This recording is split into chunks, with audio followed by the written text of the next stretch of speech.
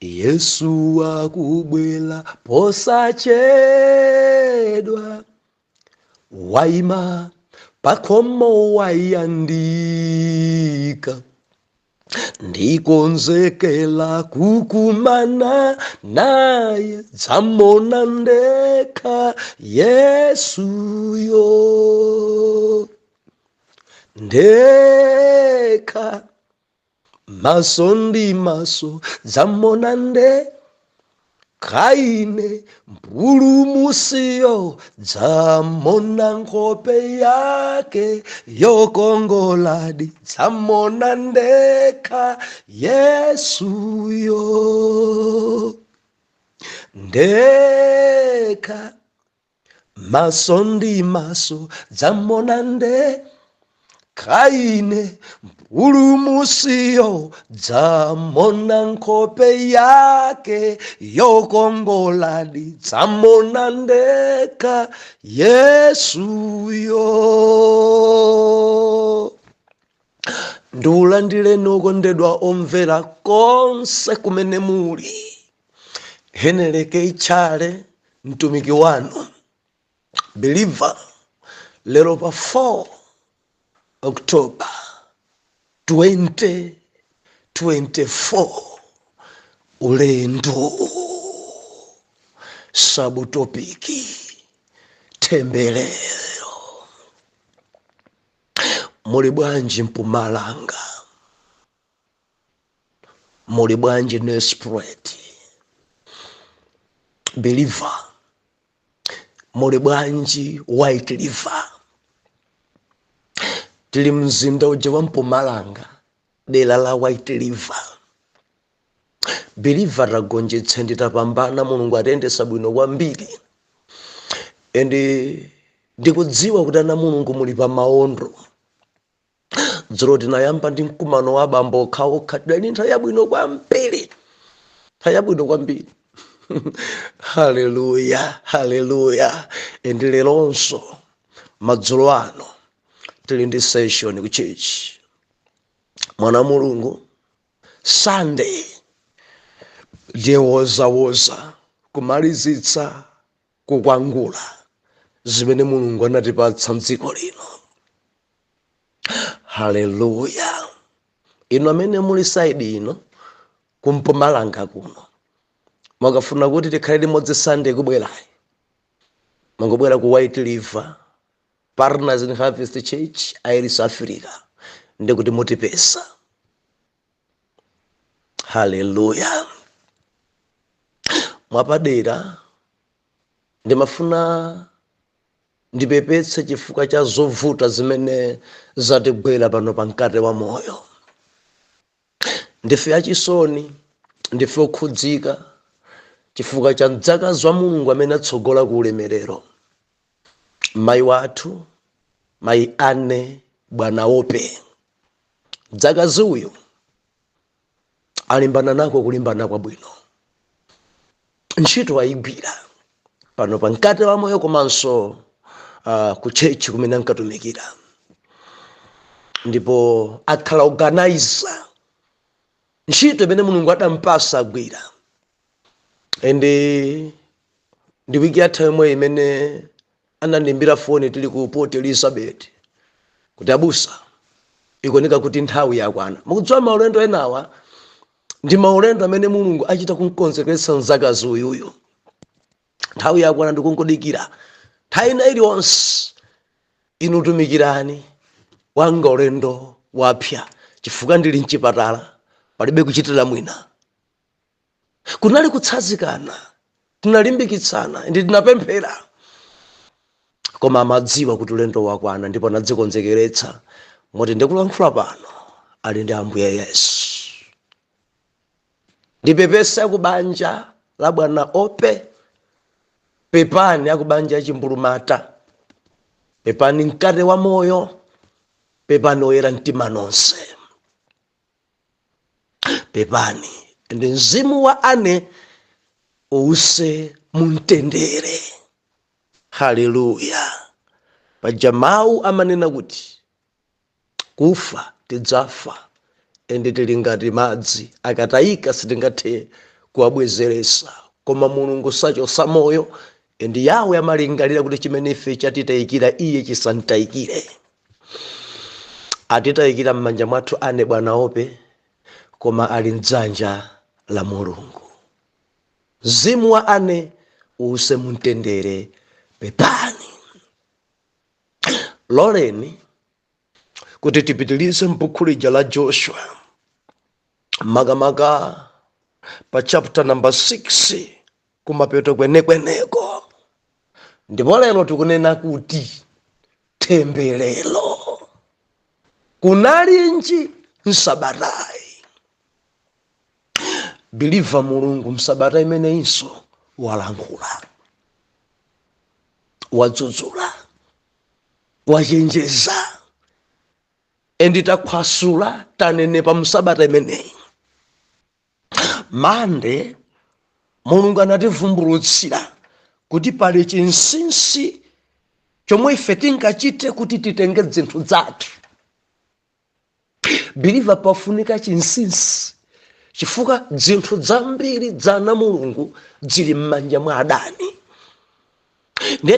Tinachita kunenetsa kuti ngakhale business yeniyeni yabwinoyi ili m'manja mwa Yebusi. Mabanja ali m'manja mwa Yebusi, Ahivi ndi Akanani. Pali chinsinsi tingadzitenge bwanji. Mpanda wachinga zinthu zathu. Kodi tichite kutenga dzimiyala tiyambe kugenda? Kodi titenge dzimitengo kuti tiyambe kuchigwesa? Kumwamba dati no, chinsinsi muzingozungulira. Muzungulire pa tsiku kamodzi, kukhala pansi pakana masiku kwana 6 chinsinsi. Tsiku la number 7 akuti mudzazungulire mpandawu times 7. Ka number 7 akuti mudzafule chinsinsi. Ndeti manena kuti pofunika kudzuka ndi chinsinsi chimenechi. Si nthawi yokuwa, nthawi yofula akuti adzachita kunena ndi Joshua. Koma tikamazungulira wachetechete, ansembe patsogolo atatenga akuti nyanga za nkhosa, akutsogolera likasa. Chinsinsi. Chinsinsi. Ndeti naona ife kuti pali chinsinsi. Dzofunika kupemphera, dzofunika kusala kudya, dzofunika kumvera mawu. Mufuna mutenge zinthu zanu, musakhale tambwali. Dzuka uzungulire. Osamangoliza nkonono, osamangodandaula. Zinthu zako zili ndi Ayebusi. Koma kumangodandaula, kumangolira, udzazitenga liti. Dzuka uzungulire. Lachiwiri tinaona zimenezi. Yes, Monday so lachiwiri tinaona chinsinsi atikuti chamwini nchamwini. Hallelujah. Monday tinaona chinsinsi chotengera zinthu zathu, koma lachiwiri chamwini nchamwini ndi chako ndi chako. Mbiriva mulungu atilimbikitsa. Mulungu atilimbikitsa. Chinthu chako chidzakhala chako. Ndunena ndi wina adalandidwa.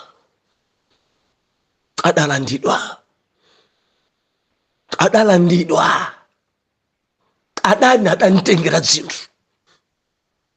Patalike pafupike chako chidzakhala chako. Tupembedza mulungu amene amadzibwezeretsa zathu. Tupembedza mulungu amene amabwezeretsa mnofu wathu, thanzi lathu, mtendere wathu. Mabanja amabwezeretsa. Wina mamuna wake adabedwa, wina mkazi wake adabedwa, wina ntchito yake utumiki udonongeka. Chako ndi chako. Chako ndi chako. Ne mulungu anatichenjeza kwambiri kunena kuti tidzisamala ndi zinthu zaeni.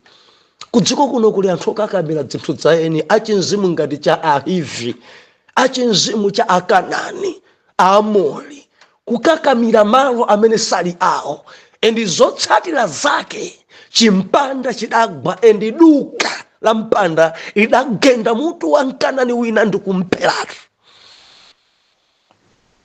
ndi zinthu zokhudza kudziko kwanga kuli anthu ambiri okakamira zinthu za eni ka ndi chako. Mwakakamira maofesi ya eni, mwakakamira chuma cha eni, dzimaphesa izi mwadzikakamira zimene zikwa nthawi yayitali. Ambuye akulankhuleni ndiye ndidagwiritsa ntchito kuti ngakhale muzitsekere. Wina atsekera mamuna nyumba kuita kuntsekera tu darling musamachoke kuntchito ndidzipita ndine china chonse ndidzichita ndine galimoto yoyendera iyi chilichonse nkuchita kakunjesa kakunsambisa kakumbereka kumbuyo kamukhana ena iye tali bwanji ndiye tinanena kuti njiwa ndi njiwa. Njiwa si nkhunda mukadzangotsegulira wanide mudzandaba kumudzanguna dzupita nkhalango. Mamuna wa mwiniyo ndi njiwa. Olo munjese bwanji kaya kwanuko aninipa kaya kwanuko aera koma mukadzangotsegula khomoyo ndi njiwa akadzauluka ndi kunkhalango. Moti ndikunena ndi ambiri azimayi njiwa zawo zatha kuuluka musadandaule si nkhunda iyayi. Ndikamanena nkhunda ndikukambadza mamuna wako ako amene adachita kukufunsira amene ukudziona kuti alibe mwini. Koma njiwa zimene mwakumana zo South Africa kuno mkazi wake ali ku Malawi iwo mkumati ndapata darling uyuyu adzapita zedi kakumbereka kandrama zako zonse umampasa iyeyi koma patalike pafupike ndi njiwa adzakuthawa. Chamwini nchamwini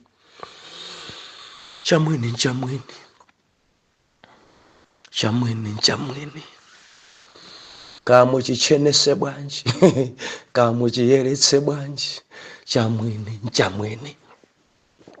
Ndeni manena kuti ndinachita chotsindika pali dzadzibambo zina zimene zimangofuna zinthu zokonza kale kuti iwo wajijirike asamale wokha mkazi wawo. Wina nzanu anchenesa amveka madresa pamwamba zovala za pamwamba nsapato za pamwamba ndi wina mpamene amati nditenge amene wako atani atambwali ofuna zinthu zokonza kale atambwali osajijirika otsirira zaeni. Ambuye adzikulankhulani ahiva dayeses kukakamira malo ana Israeli mpaka na kutseka pa chitseko palibe wolowa palibe wotuluka akanani kukakamira koma taona ni chimpanda chidagwera. Haleluya. Kudziko kuno kuli anthu akukakamira ngati mukudziwa kuti chisi chanu kachiperekeni ukachibweze. Ndela chitatu ife tinaona kuti Mulungu amapha.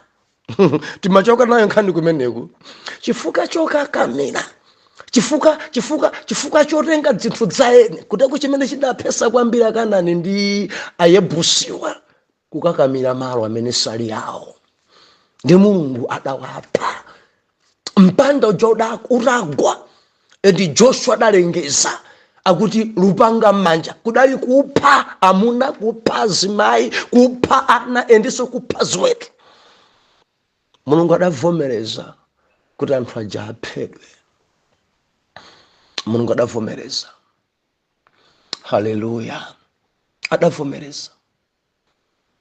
Ino amene muli ndi chizolowezi chongofuna kulanda zinthu za ina yake musamale. Musadaluze moyo ziperekeni. Famuka dzikakamirabe Mulungu afunabe kuti adzibwezerese kwa ina yake. Ziperekeni. Dzikuphesani. Ndikulankhula ndi wina wake. Kachibweze. Haleluya. Nagwirisa chino chitsanzo chinakamba kuti azimayi ena amadzikongoletsa mwina chifukwa choti akuoneka bwino wina umafika ponsilira mzimayiyo. Ndeni manena kuti wekhanso wako unchenese. nde tiyana tinatasika tinabwera abusa mukunena za tsitsi abusa mukamba zopentapenta ndi uchimo kudziwa kwangu tsitsa tiyana tasika timangokhala ndi vesi imodzi basi. Haleluya, haleluya, haleluya. Ene ndonena kuti ukhondo ngofunikira, kudzisamala nkofunikira, kunsambisa mamuna wako kakunsambisa mkazi wako ndi bwino kuti adzioneka bwino, kaunchenesa mwantundu wanji biliva kachipembedzo chano chimadana ndi tsitsi, kaena mumameka tsitsi, kaena mumaluka tsitsi. Sindili pano ukamba za ploto kwa chipembedzo, koma ndi ukamba zoti Mulungu akufuna nake atembenuke mtima alawe mparadiso. Ndipo kamaendera kuti doctrine yathu chipembedzo chathu ife timarere zimene zonza kuchachi kwanu za chipembedzo chathu ndi ukamba za chipulumutso. Haleluya. Tiyana tasikeva. Ambuya kuthandizeni anasikeva. Haleluya. Endi dzuloli timaona ife chikondi cha Mulungu, agape love. Ndeti naphunzira kuti kuli dzikondi mitundu pa Chigriki tikana kuti agape ndi liwu la Chigriki imene imatanthauza chikondi cha Mulungu. Ndife tinaonanso kuti kuli chikondi cha umunthu. Haleluya. Phileo cha umunthu chonkonda wina chifukwa cha zinthu zimene ali nazo. Ali ndi chani? Ali mgalimoto, ali ndi chuma, endi chumacho chikatha chikondi chimathera pati pompo. Phileo love. Haleluya. Nepali chikondi cha thupi, ichi cha umunthu nepali cha thupi chimachita kuna kuti eros love, kumkonda wina chifukwa cha maonekedwe. Akakhala woyera ndimakukonda, akada sankondanso. Ndi pamene agape sichimayang'ana kuti ngoyera kaya kuti ngwachuma kaya kuti ngwadividi bwiri, koma ndi chikondi cha Mulungu cholola kulusa moyo chifukwa cha abwenzi. Ndeti manena kuti Mulungu amatikonda tonse 100%. Ndeti nayerekezana kuti intercessor ndi hule Mulungu onsajja amakonda chimodzimodzi, amakonda 100%. Endi sachepesa kuti uyu ndi hule ni nkonde ndi 19%, uyu ndi intercessor masala kuja makwera phiri ni nkonde ndi 100. Ayi, tonsefe ndi 100%. According ndi buku lija la Yohane chapter 3 verse number 16. Mulungu adakonda dziko lapansi adampereka Yesu pa wina aliyense 100%. And verse imene imanena kuti chikondi ndi chipulumutso zinthu ziwiri zosiyana. Kukondedwa ndi Mulungu ndi kupulumuka ziwiri zosiyana. Bible nakuti adatumiza Yesu pa chikondi, adatikonda tonse 100%, koma kupulumuka mpamene okondedwayo akhulupirire Yesu, alandire Yesu, alape, atembenuke mtima. Ndeti mona ife Lahabi okondedwa 100%, asadamwalire adakhulupirira, adalandira azondi, adatembenuka mtima, adalalikira kwa abale yake chikondi cha Yehova. Akuti Lahabi adapulumuka pamene mudzi wonse udawonongedwa nakukhala chipere. Lahabi adapulumutsidwa. Ndedzulo ife timaona kuti manja a Mulungu ngorambasula kuti ahage ahule wonse amene akubwera kwa iye. Jehova ali mchidwi ndi kubwerera komanso kulapa pa zimfiti zonse kudziko kuno. Jehova akuyembekezera kuti onse akatangale, onse zimene zili zimbava zibwere kwa Ambuye, zilape zipepese chikondi cha yawo cha 100%. Adzakhululuka china chilichonse monga adakhululukira Rahabi, adzakhululukira inonso. Ndikulankhula ndi wina ndidzulo ndinapemphera. Mwahula nthawi yayitali tadzisiyani zimenezo. Mudzafabe muli mbava choncho, tadzilekani. Mulungu akuyembekezerani. Dzilekeni. Mwakhulupirira dzimankhwala nthawi yayitali sizidakuthandizeni. Bwerani kwa Ambuye. Mulungu amakukondani, adakuferani Yesu pa mtanda. Adalola kuti Yesu afe pa mtanda, akhomedwe misomali chifukwa cha inuyo. Tasiyani uchimo. Bwerani kwa Ambuye lero. Lapani lero, tembenukani mtima lero. Amakukondani kopya, akukufunani kwambiri lelolo. Haleluya. Mulungu amatikonda tonse. Mulungu amatikonda tonse, koma chokhudza nchonena kuti anthu akumwalira akukondedwa ni Mulungu koma sakupita mpaladizo chifukwa chakuti anthu ambiri akufa opanda Yesu. Ndedzo nalizakwerere kwa oyera mtima kuti tisamalozane kuti uyu ngwa ku gahena, uyu munthu amene ali ndi moyo sakupita ku gahena. Munthu amene ali ndi moyo ayi, chifukwa mpata osintha ulipo. Akhoza kasintha kuchipatala, akhoza kusintha lero, akhoza kusintha mawa. Ndipo tidzachita manyazi kuwaona ahure mfiti za mudzi mwathu zili mpaladizo kadzipeza zili kuchifuwa cha Abrahamu. Ife titaziphachapacha kuti izizi ndeni nkhuni zako gahena, koma kadzipeza zili mpaladizo monga Lahabi. Ena kulapa kuchipatala mmudzi sakudziwa anthuwe, koma chance imeneyi njochepa kwambiri kudziko kuno. Ena kulapa rankumangidwa ku prison koma anthu sakudziwa. Ende ali kundende komweko adamwalira chifukwa adammanga adaba zinthu za ena kapena adathesa banja. Akabwera mmudzi muja nkumati wafa kundende achita bwino, maliro wache pasakhale woyimbira, tiyeni opanda maluwa, abusa salalikire, tiyeni kungangoponya. Endi kuponya ngata kuponya kuti chamali yacho ni nkhumba. Koma kuchipatala atatembenuka mtima. Kuteko munthu amene ngakhale dongoso ya maliro yache simudayiyendese bwino, koma ngati amwalira ali ndi Yesu, Jehova matikonda 100 kwa 100, amene tikampeza mpaladizo tikadabwa kuti nanga uyu bwanji Ambuye. Ndi Ambuye akayankha, kuli chani ndiwe ngati ine ndidamuyitana. Adandilandira before kumwalira. Ndimati ndinene kwa inu amene mukuchitabe uchimo musafe chonchoyi. Lero ndi tsiku lanu labwino, mubwerere kwa Ambuye. Haleluya. Nthawi yapo ni mathamanga. Loleni kuti nthawi yatsalayi timalizise pomangirira wiki komanso kukwangula chapter number 6. Oh, hallelujah. Hallelujah. Hallelujah. Tikuwerenga Joshua chapter number 6 verse number 26. Joshua chapter number 6 verse 26. Pasabu topic temberero. 26. Ndipo Joshua analumbirira nyengo ija ndi kuti, wotembereredwa pamaso pa Yehova munthu amene adzauka ndi kumanga mudzi uwu wa Yeriko.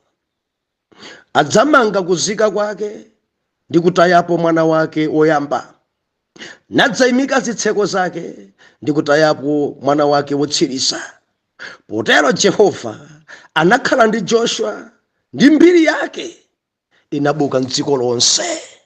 Dadi tilankhuleni, tilimbikitseni, endi tidzamva m'dzina la Yesu. Amen. Omvera, topiki ya temberero ndi yayitali.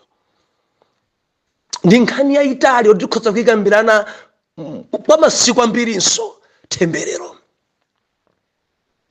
Loleni kuti ndichite mopaza ngati sindiyimalizitsa Monday ndidzayimalizitsa chifukwa lero ndi Friday and ajuma mawa ndi mkucha akutenga malo anga. Omvera, temberero.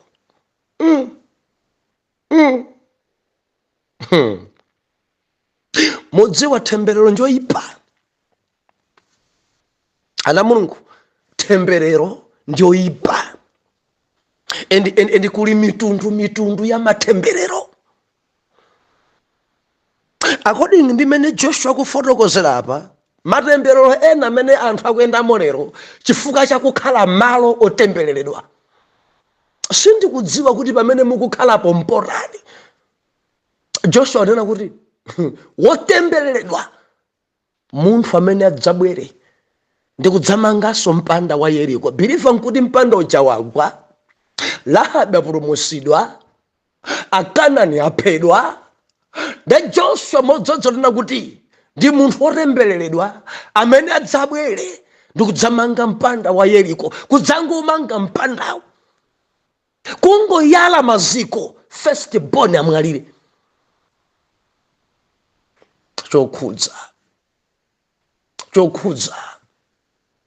Chokhudza temberero kuteku imfa zinas ndi kumanga zimene Mulungu adanena kuti musamange. kapa mundimvetsa kaya kukhala malo amene Jehova sadavomeze kuti mukhale. Taina ni manena pano ne kuti malo mwayikumbuka topic ya malo ichi malo ena chama kupangitsa kuti chauzimu chako chikwere pamene malo enake amakutsitsa chauzimu. Alipo malo ena believer ukhozo dalitsika kumamva ndithu thupi lako ngakhale thanzi alipo malo ena yake kumakuyamwa. Letu ukamba za temberero mwana Mulungu kudziko kuno kuli mitundu ya matemberero. Gawo loyamba Joshua atipatsa kumanga kapena kukhala malo otembereredwa umadusanso mtemberero. Temberero lina ndi temberero lija lodzitemberera wekha. Believers anditsotsa anthu kudziko kuno amadzitemberera okha. Ndipo kwa inu ana Mulungu oyera mtima musamayerekeze kudzitemberera. Lilime mawu amalenga mawu musapadzitemberere nokha. Ine ndi ndani ine, ine ndingachite chani ine, ine ndingakwatidwe ine, okwatidwa ndi azimayiwo, ine sindili mgulu ya azimayi. Kuti kumakhala muchimene chocho wekha kudzitemberera. Mundimva mwana Mulungu? Ndi pali matemberero ena umachita kutembereredwa ndi wina kukutemberera. Haleluya. Kuteko pali anthu ena kuyenda mu mtemberero chifukwa chakuti ena adatemberera. Makamaka ni mafanene ndinu makolo. Pali zinthu zitazimene malankhula kwa ana anu osazidziwa mukulankhulaanji. Mukukhazikitsa temberero. Mwana iwe chifukwa chosadzandimvera iwe ukadzakwatidwa kaya. Ndi mwana akuyenda muchimene chocho makolo ayiwala zimene iwo adanena. Ayiwala. Ukadzabala udzanifunsa mwana wangayo sukumulera ndakuzolere mwana nzako apa ndigwire ntchito udzaona ngati udzambale mwanayo. Lero mwana wanu kuvutika kubanja mwana alibe. Mudatemberera kale koma mwayiwala. Haleluya. Mitundu ya matemberero. Matemberero ina amadza chifukwa chota mbwali pakumvera mawu kusayenda mawu Mulungu. Haleluya. Kusamvera mawu Mulungu. Temberero kopya kwake ndi uku. Temberero imalowa magasi. Ngati agogo wanu adatsegula khomo la temberero ndekuti mpaka na mbado wachinayi kutembereredwa gogo wanu, bambo wanu kutembereredwa, inuyo kutembereredwa, ana anunso temberero. Muchopweteka chimene lelolo mukudusamo mwina tembero yamba pa inu nimafana kusene kuti tembero limeneyo ana anu adusa mmenemo, adzukulu anu adusa mmenemo, adzukulu enanso adusa mmenemo. Opalamulayo njopya temberero. Temberero njopya imadzakhudza ana amene sakuzidziwa. Ana amadzakulukutika zifukwa zake sosadziwika, adapalamula ni makolo, adachita chibwana ni makolo, adatembedwa kale ni makolo. Bilivo ndivomereza pali kantundu kena ka anthu amphawi okhaokha. Agogo awo mphawi temberero, bambo awo mphawi temberero, iwa kudusa mu mphawi temberero, ana awonso mu mphawi temberero. Endi zimenezi zidachitika gogoyo adapalamula ngati wina adantemberera kapena ekha kudzitemberera kapena gogo sadamvere mawu Mulungu dereka mtundu konseko mbado mpaka na wachinayi ukudusa mu nyengo zokhwerezeka temberero. Mudamva pa ntona kuti mwana ikuledzera nda bambo ake. Bambo ake icho nchamachita kugona kumoha. Bambo mukuona cheni mene. Haleluya. Temberero nza kumakolo kuteku kuhula chonchiku uyu kuhula chonchiku sadasiyane ndi agogo amachita kugonedwa ndi aliyense uyu chimakhala chichene chija ndithu choyenda temberero. Bilifati kuenda limodzi kaya kuyang'ana kantundu konseko ndikufuna kuti musuzumire bwino kodi mukudusa mu temberero lanji. Eti kantundu konso sakwatidwa.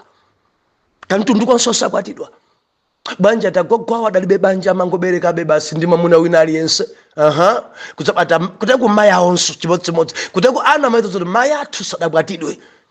Mwana aliyense ali bambo wake mwina bambo adabwera kubereka pana 3 nkuchoka wina adabwera kubereka so osati aukwatitu ya ajongoyenda aja uyu kusiya ana 2 uyu kusiya ana 3 kuteko ana onso mpa chibale pawo koma osiyana bambo awo nawo ngakhalenso iye sakukwatidwa amuna kungwa bwanji ndikukuberekera mwana pona singu ndi size kuti ora ningoberekabe dzina dzindi dzimatemberero dzochokera ku mtundu dzimatemberero dzosakwatiwa kudeko ndikulankhula ndi wina kundivomereza abusa tikudusa mtemberero yotere kuntundu konse kopanda wa kusukulu mtundu wonse kulibe kusukulu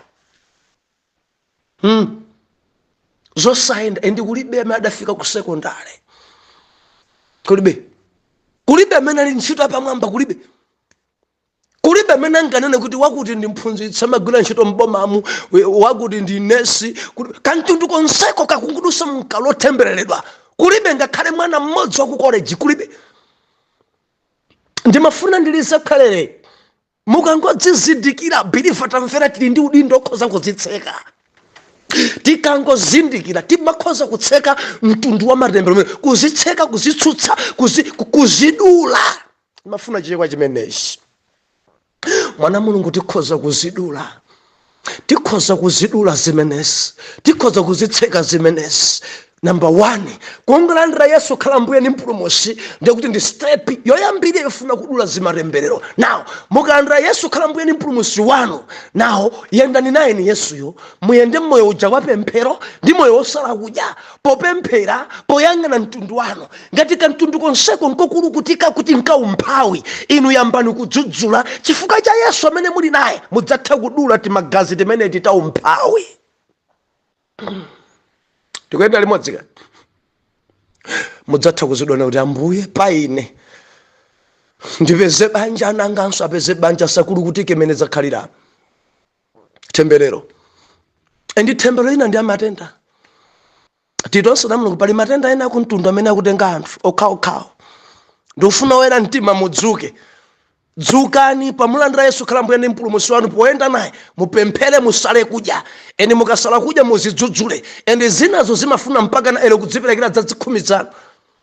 Nthawi yanga sikuvomereza biliva timadzidula dzina dzipopereka tudula matemberero awa tikwaletsa matemberero awa mudzaka mtundu konse sakusoyekabe wakhunyu uyu khunyu ati matenda kuntundu khunyu mpaka na ana onse kumangogba biliva zofunika kuti udzuke chifukwa ndi temberero zofuna kuzidula zimenezi ndi timazidula pakupemphera timazidula pakusala kudya zina zimpaka na kudziperekera ngati dzule pereka apa dziperekere udule kuti paine ndi ananga idzi siri kudzifunaso.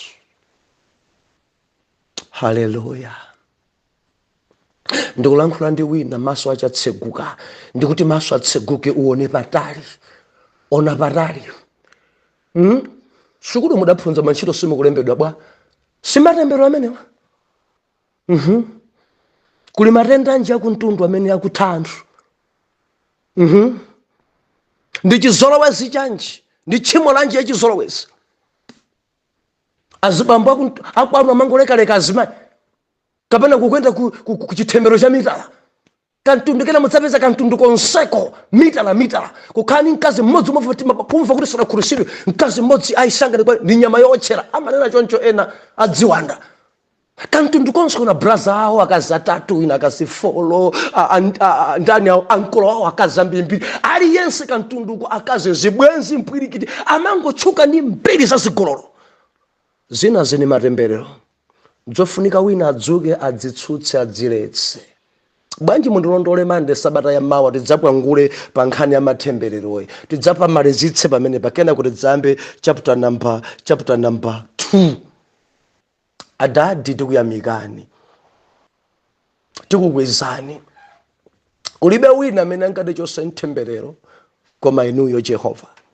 Mwana wanu uya kudusa mutemberero imene makolo wake adapalamula akudusa mtemberero ya matenda kuntundu kwawo kuli matenda amene akuyenda ngati cheni sikukusowa wakhunyu, wamisalanso sakusowa dzimatemberero.